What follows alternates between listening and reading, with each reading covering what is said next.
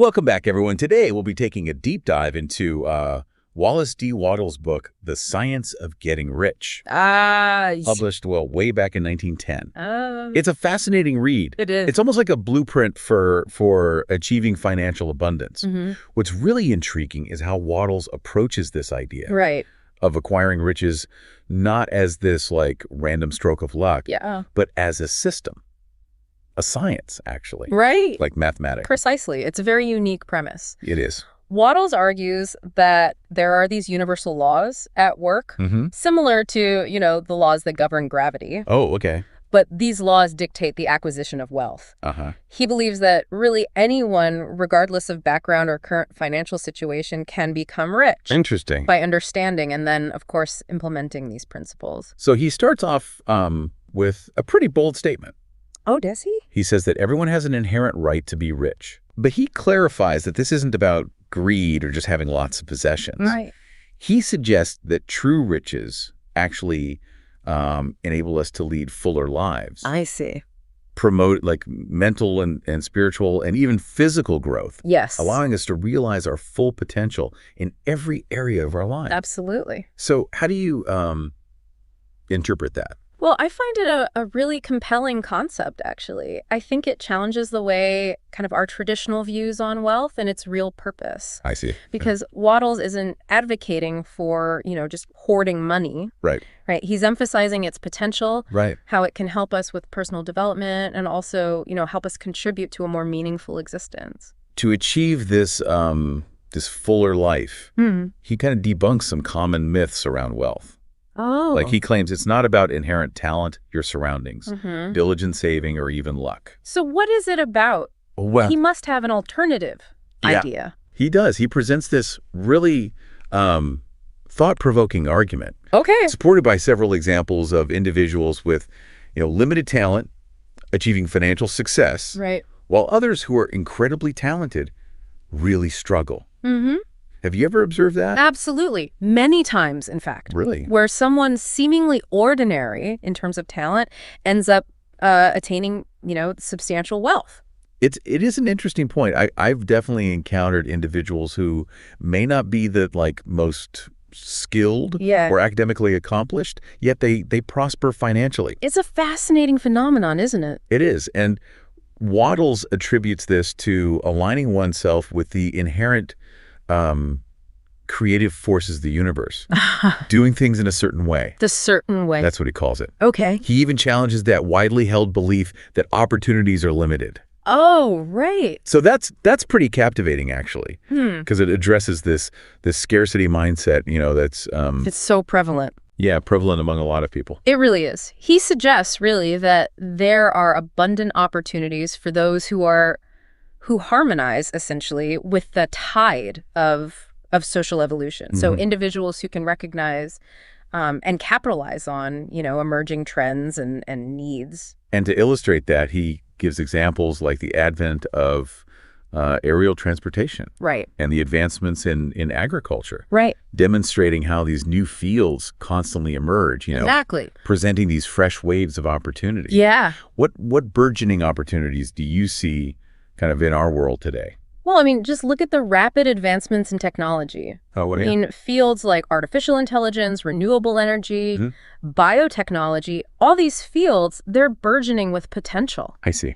And the key, I think, is to foster a mindset that embraces change. Right. Recognizes these emerging trends and then actively seeks ways to, to contribute value within those spaces as they evolve. Right. Wattles is really underscoring the significance of aligning oneself with the current rather than resisting it. And this kind of brings us to one of the central tenets of the book. Okay. This is where it gets really intriguing. Yeah. This remarkable power of thought to materialize tangible riches. I see. From what he calls the formless substance. The formless substance? It's a really interesting concept. He describes it as this fundamental essence of the universe. Right. A thinking stuff. So our thoughts have the power to shape our world. That's what he proposes. In many states. That our thoughts actually possess this inherent ability to shape our external world. He gives some really vivid illustrations. Like, for example, the thought of a house and how that thought can eventually materialize into an actual physical dwelling. Okay. Through the collective energies of trade and commerce. Okay. Now, he's very clear that just wishing for a house won't make it magically appear. Right. Instead, focused thought, coupled with aligned action, can set in motion the forces that will lead to its creation. I see. So he places a lot of emphasis on cultivating this unwavering belief in its manifestation. Okay. And maintaining a clear mental image of what you want. I see. And this concept actually resonates with the power of visualization. Right. Which is a technique used by athletes and artists and entrepreneurs to achieve your goals. Have you ever experimented with that? Visualizing a specific outcome in your life? I have. And I find it a very potent tool for shaping reality. It is. It helps us to refine our desires, concentrate our energy, and ultimately attract the resources and opportunities necessary to reach those goals. Now, Wattles, he directly confronts a common misconception that poverty somehow aligns with God's will. Oh. And he argues the opposite. He does. His perspective on God is this one living substance. The one living substance. The wellspring of all abundance is fascinating. It is. He believes that God, as the embodiment of life itself, desires for us to experience abundance. Interesting. Allowing us to express our potential fully. Yes. And contribute to the expansion of life. I see. And he has this anecdote that he shares about a student who timidly requested a new rug and a coal stove, only to realize later that he could have asked for much more. Right. And still received it. And still received it. Wow. It's a good illustration of how our limiting beliefs can prevent us from experiencing the full spectrum of what's attainable. It really is. So it prompts us to consider, what are our beliefs about wealth? Right. Are they congruent with this desire of omnipotence, as Wattles puts it? That's a good question to ask ourselves, because maybe we're limiting ourselves by not really embracing that idea that abundance is our birthright. Let's shift to the role of gratitude. Wattles emphasizes its significance in aligning ourselves with the universe's creative forces. Why do you think gratitude holds such a pivotal place in his framework? Well, he proposes that expressing gratitude for our existing blessings strengthens our connection to the source of all goodness. Right. It's like tuning our frequency to abundance. I like that. And attracting even more blessings into our lives. So it's not just about articulating our desires. No. It's also about acknowledging and appreciating our current blessings. It's a shift in perspective, I think, that's really crucial for attracting greater abundance. Now, his discussion about willpower might raise some eyebrows. Willpower. Yeah. He very meticulously clarifies, though, that it's not about manipulating others. Oh, okay. It's about directing our own thoughts and actions. I see. So it's about self-mastery. Exactly. Not controlling others. And he stresses the importance of safeguarding our thoughts. Right. Consciously choosing to concentrate on abundance, success, and positive imagery instead of dwelling on negativity. On the negative. Like poverty and fear. Yeah. He believes that fixating on scarcity only reinforces those conditions in our lives. It makes sense. So it's about assuming control of our mental landscapes. Right. Opting for those empowering thoughts that align with our desired outcomes. So choosing our thoughts. Yeah. He even offers advice on how to actually guard your thoughts. Oh, how? By consciously choosing thoughts that support our vision of wealth and abundance. Interesting. He draws this really compelling analogy. Or does he? He does. He suggests that focusing on those negative thoughts is like rowing upstream against a really powerful current. Nice. It demands so much effort. And ultimately, you're just impeded. Your progress is impeded. Right.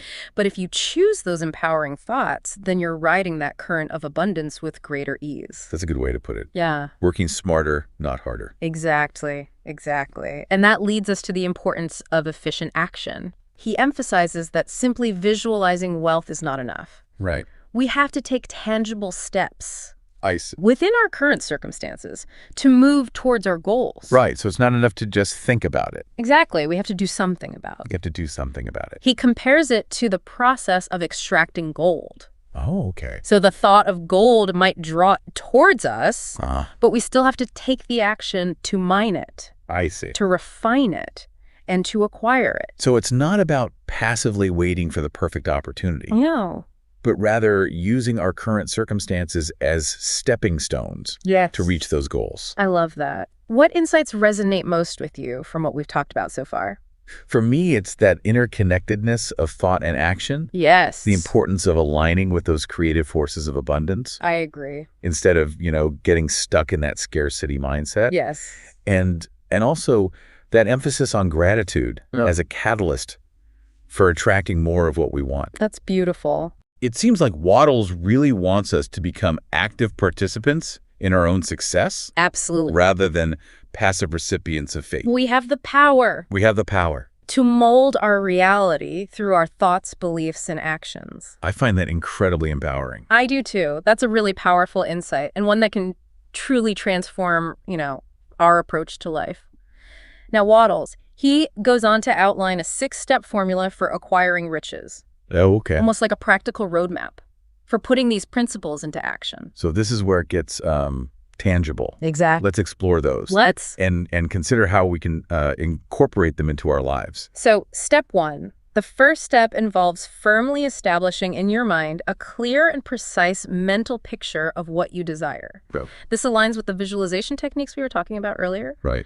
It's about achieving, absolute clarity on our aspirations, not just in these vague terms, but with really vivid details. Yeah. So you're crafting this mental image that is so compelling that it really ignites our desire and motivates us to take action. I see. Wattles stresses that this vision should encompass all facets of our desired life, extending beyond mere financial wealth. It should include, our ideal home, relationships, health, travel experiences, anything and everything that contributes to a fulfilling and abundant existence. So it's about constructing this holistic vision. Exactly. A roadmap for our overall well-being. Precisely. And the next step, step 2, involves nurturing an unwavering belief that what you desire is already yours. Okay, this might seem a little counterintuitive. It might, but it's about shifting our perception from a state of lack to a state of abundance. So instead of thinking, I want this, yes, we start thinking, I have this. Exactly. Even if it's not physically there yet. Even if it's not physically there, you're aligning your internal reality with your desired external reality. Okay. Believing wholeheartedly that what you seek is already, on its way to you. It's like we're stepping into the shoes of the person we want to become. Yes. Embracing that identity of someone who already has it all. I love that. That's a great way to conceptualize it. It's about embodying the energy of success even before we see, the tangible results. I like that. Step 3. Step 3 involves cultivating a deep, genuine gratitude for both what you have currently and what you are about to receive. I see. This really reinforces that idea that gratitude is this potent magnet for abundance. It's about recognizing and appreciating the good in our lives, which creates this openness to receive even more. And Wattles emphasizes our gratitude should extend not only to the things we have, yes, but also to the things we desire. As if we already have them. As if we already have them. Yes, it's about aligning our emotional state with that desired reality. I see. Experiencing the joy, the appreciation that we would feel if those desires were already fulfilled. And in doing so, we create this match for the abundance we seek. We're attracting it into our lives with greater ease. Okay, what about step 4? Step 4 involves acting in the certain way. Ah, okay. This is where we, really transition from theory to practical application. I see. It's about taking aligned action, guided by our vision, our faith, and our gratitude. So it's not about passively wishing and hoping. No. It's about actually taking steps. Concrete steps towards our goals, even if they seem small. Right. Even if they seem insignificant. Insignificant at the beginning, precisely. Wattles asserts that really every action, no matter how seemingly small, should be carried out with the intention of moving us closer to that desired outcome. So it's about imbuing our actions with that energy of success. Absolutely. He suggests approaching everything with, enthusiasm, striving for excellence, harboring a genuine desire to contribute value to others. So it's about becoming this person of action. Yes. Someone who takes initiative, follows through, and consistently aims for excellence. Precisely. And this approach, I think, not only propels us toward those financial aspirations, right, but it also, refines our character. Right. It contributes to the well-being of those around us. That's a good point. Yeah. Step 5. Step 5 involves curating an environment that supports our vision. So this could be anything from, like, forging new friendships. It could. To joining supportive communities. Yes. Even something as simple as decluttering our physical space. Absolutely. It's about consciously crafting an environment that nurtures our dreams and aspirations, surrounding ourselves with people and things that uplift us. So aligning our external world with our internal vision. Creating that synergy that accelerates our progress. I see. And finally, step 6. Step 6 involves maintaining unwavering dedication. To our vision. To our vision, regardless of the challenges we might encounter along the way. Because, challenges are inevitable. They are. This is where perseverance becomes really paramount. It's about remembering our why, that driving force behind those desires. Right. And refusing to abandon our dreams, even when we face obstacles. Because those setbacks, they're not failures. No, they're not. They're just opportunities. Opportunities to learn. Yeah. To adapt our approach and strengthen our resolve. So it's about adopting that growth mindset. Absolutely. Embracing the lessons learned. Yes. And using them as fuel to propel us forward. I love that. And it's important to note that Wattles' approach, it doesn't involve manipulating others or engaging in, ruthless competition. Right. He explicitly denounces practices that exploit or harm others. That's an important distinction. It is. He emphasizes that true wealth creation should benefit all parties involved. It should be a win-win. A win-win, exactly. His approach is rooted in this belief that abundance is plentiful for everyone. Right. And that true success comes from creating these mutually beneficial situations where everyone prospers. So it's about aligning our financial pursuits with our ethical values. Ensuring that our actions contribute to the well-being of others. Yes. He reminds us that the true metric of success lies not just in the amount of wealth we accumulate, right, but also in the positive impact we have on the world. So it's about leveraging our resources to make a difference. Absolutely. Improve lives. Leave the world a better place than we found it. I love that. Now, Wattles acknowledges that some people might struggle with the concept of believing in something before they see tangible evidence. It's hard to wrap our minds around sometimes. It is. Our minds are conditioned to rely on that concrete proof. Right, to believe only what we can see and touch. Exactly. But he challenges us to go beyond that. He does. To transcend that limited thinking, to embrace the power of faith, and to trust that the universe operates according to laws that may not always be readily apparent. So there's more to it than meets the eye. Exactly.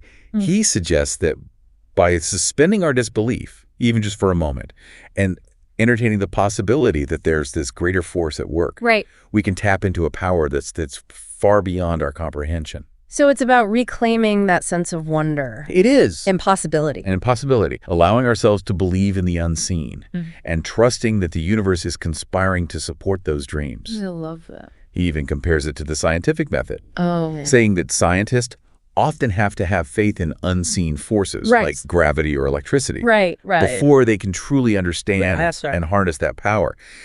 So it's recognizing that our current understanding of the universe is limited. Yes, it is. Right?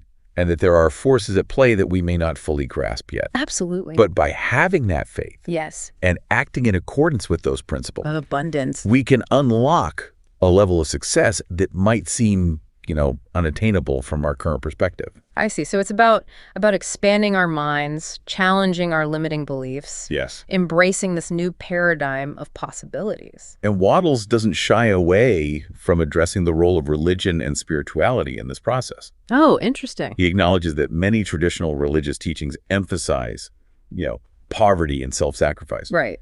And this can create this subconscious belief that wealth is somehow wrong. Yes. Or incompatible with spiritual growth. Yeah. But he challenges that interpretation. Oh, so? He argues that true spirituality involves aligning ourselves with that divine creative force, that force that seeks to express itself through us in every area of our lives. Including our finances. Including our finances. He believes that God, as the source of all abundance, desires for us to prosper. Interesting. And to use that wealth to create a more beautiful and fulfilling world. That's a beautiful concept. So it's not about rejecting spirituality in the pursuit of wealth. No. It's about integrating those spiritual beliefs with our financial goals. Creating that harmony. Harmony. Right. That unified approach to life. So we're partners with the divine. Yes. Co-creators, empowered to shape our reality and manifest those dreams. And true abundance is not about, selfish accumulation. Right. It's about using those resources to make a positive contribution. To make a difference. Now, one of the key concepts Wattles emphasizes is this idea of thinking in a certain way.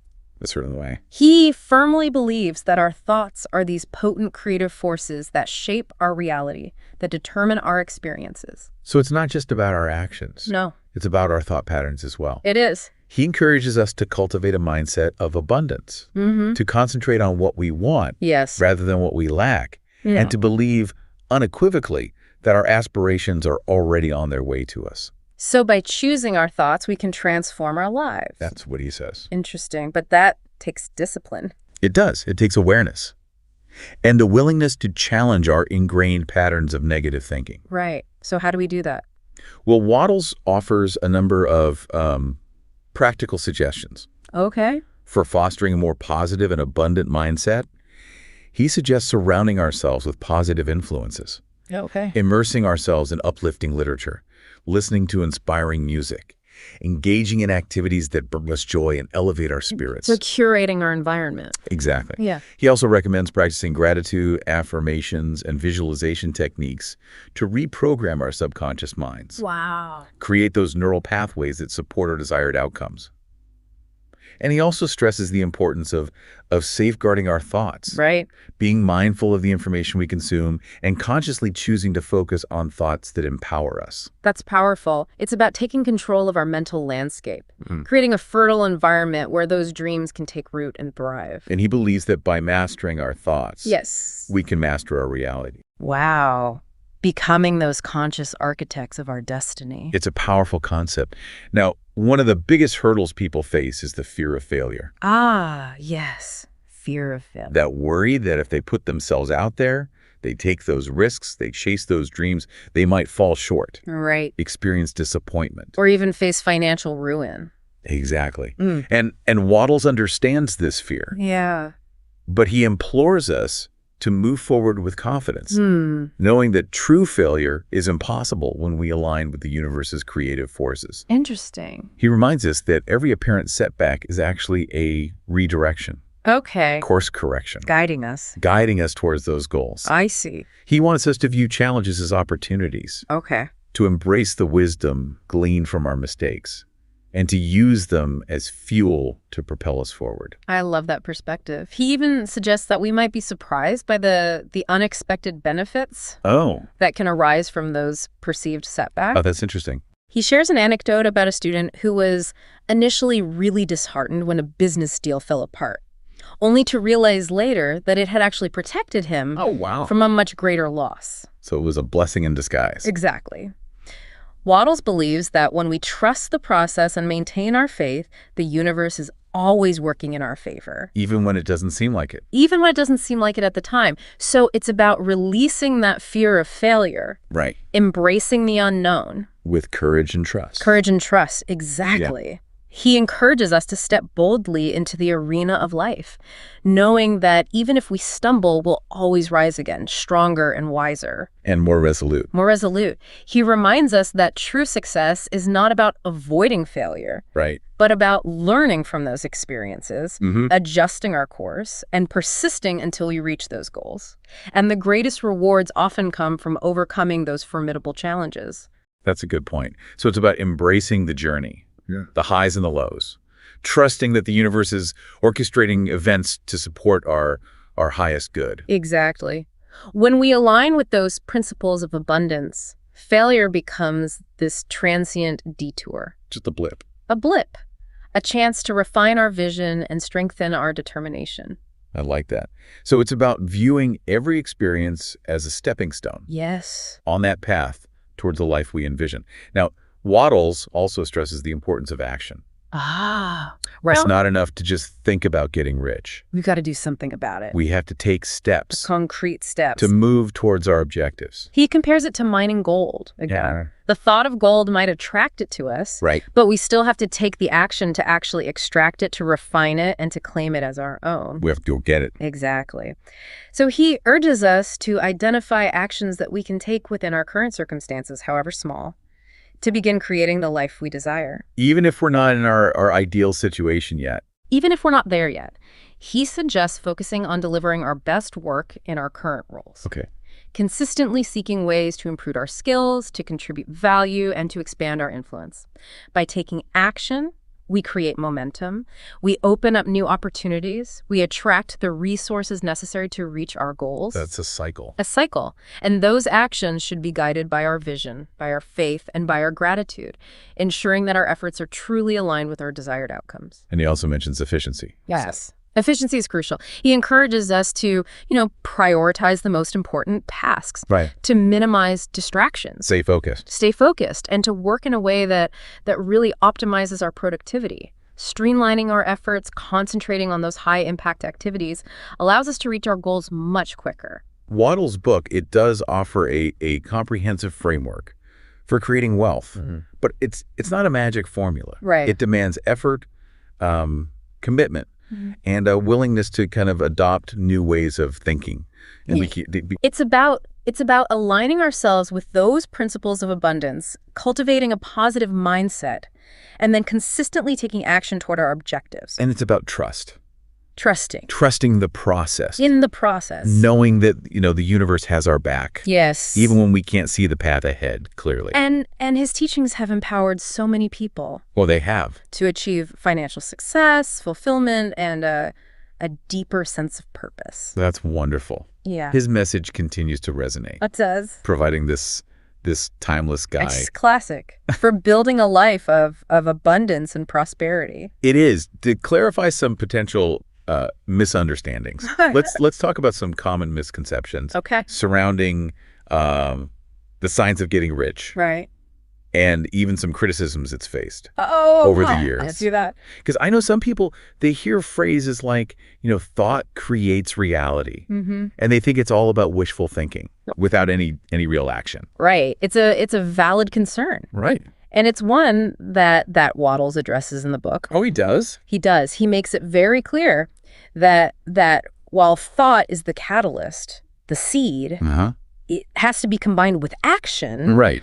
to produce those results. Think of it like planting a garden. Oh. Visualizing those beautiful, flourishing vegetables is essential, Mhm. but you still have to prepare the soil, plant those seeds, and nurture them for growth. So it's not passive. Not at all. You can't just, sit back and expect riches to appear. No, you have to actively participate in the process. Take those steps and make choices that support your vision. Now, another criticism, I think, that I've heard Yes. is that if you focus solely on getting rich, Mhm. it can lead to, materialism Right. and a disregard for other values Mhm. like compassion and generosity. Well, here it's really crucial to understand Wattles' broader philosophy. He doesn't see wealth as the end goal. It's a means to an end. Remember, he defines true riches as encompassing mental, spiritual, and material abundance. So it's not about hoarding wealth for the sake of it. Yeah. It's about using it Yes. to foster personal growth, to help others, Exactly. to live a more meaningful life. You got it. Wattles believes that having that financial freedom, it gives us the resources to not only to chase our own passions, but also to really make a difference in the lives of others. Right, to contribute to the greater good. Exactly. He really stresses that providing more in use value than we receive in, cash value, that's a fundamental principle of the certain way. It's about creating those win-win scenarios where our actions benefit not only ourselves, but others as well. Absolutely. A philosophy rooted in abundance, in generosity. Not greed. Not greed, not exploitation. Okay. And I know another critique that I've heard is that it promotes this blame the victim mentality, Ah, I see. where individuals are only impoverished because of their thoughts. This is a very delicate topic and one that requires, a nuanced conversation. It does. While Wattles emphasizes the power of thought, he also acknowledges that societal structures and systems They do play a part. Right. They can perpetuate inequality. They can. And he doesn't shy away from criticizing those systems that keep people trapped in poverty. But he maintains that people still have the power to overcome these limitations. By changing their mindset. Right. Aligning themselves with those universal creative forces. So it's not about ignoring the fact that these systemic issues exist. No. Or blaming individuals for their circumstances. It's about empowering people to realize their potential to create a better reality for themselves, even within these imperfect systems. So it's not an either situation. No, it's not. It's about acknowledging both the power of the individual and the need for systemic change to create a more just and equitable world. Beautifully said.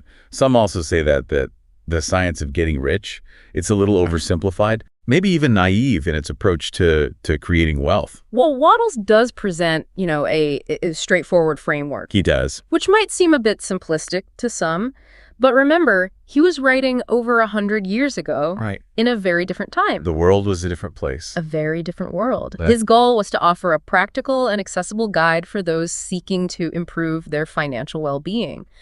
And he intentionally avoided, unnecessary complexity to get his point across. And while things have certainly changed since then, those core principles, abundance, creative thought, and aligned action, they're timeless. They're still relevant today. They are. A lot of the modern self-help and success philosophies, they echo these ideas. They do. But they just phrase them in more complex ways. Maybe. But it's crucial to critically evaluate any philosophy and to adapt it to our modern understanding of the world. Right. But it's also important to recognize the wisdom, those enduring truths that Wattles shared.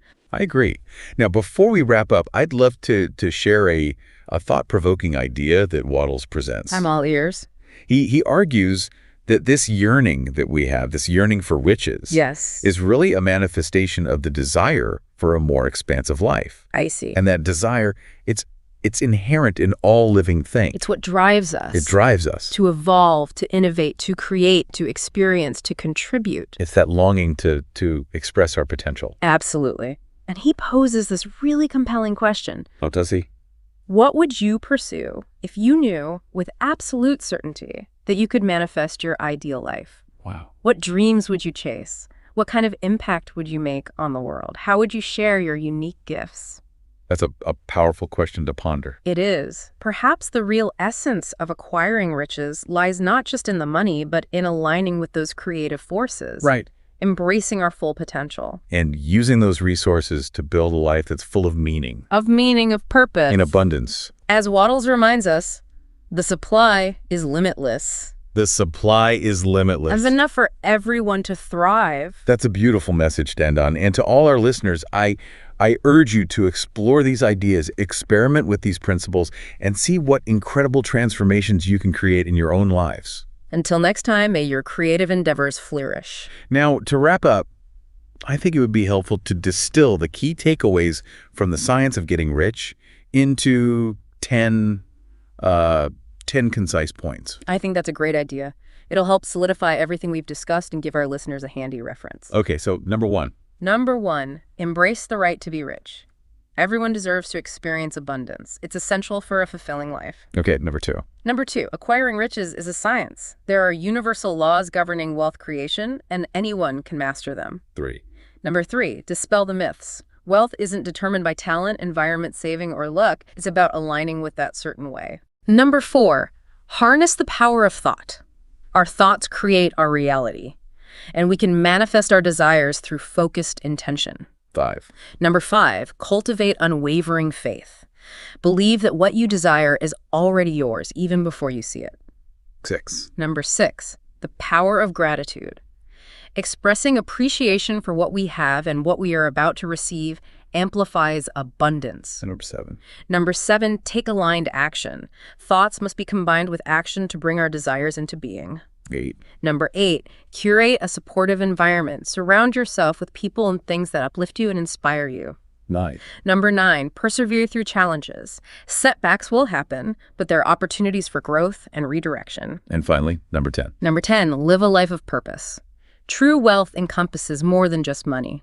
It includes meaning, fulfillment, and positive contributions to the world. That's a great summary. 10 powerful principles that can truly transform our lives. If we embrace them and apply them. I encourage everyone to revisit the science of getting rich. Explore these ideas further. Thank you for guiding us through this insightful deep dive. The pleasure was all mine. I'm sure our listeners will find great value in these teachings. I hope so. May you all create lives filled with abundance and joy.